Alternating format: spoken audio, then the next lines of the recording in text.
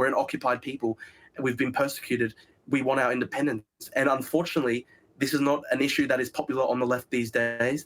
And once it was really popular, the first time I learned about Tibet was when I was a young kid and I was watching The Simpsons, and Lisa Simpson, who was kind of stereotyped by the show as this sort of like young radical who loved environmental politics and all this left-wing politics.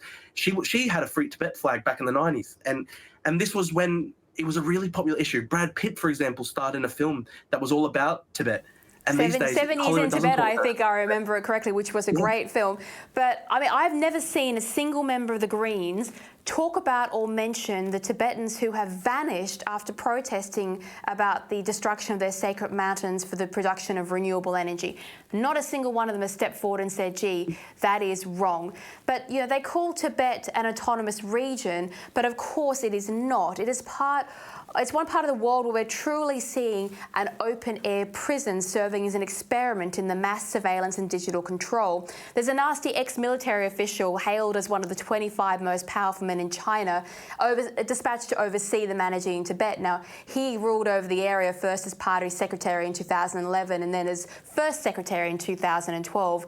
When he arrived in Tibet, he divided the city into a grid and placed 700 convenience police stations on every corner as checkpoints for patrols. Now, 3 million people fell under the most sophisticated and oppressive digital surveillance system in the world, and we didn't hear a word from it, not from our virtuous people in the progressive left, not from the United Nations, not from anybody. No one seems to care that they're living in a literal digital identity prison.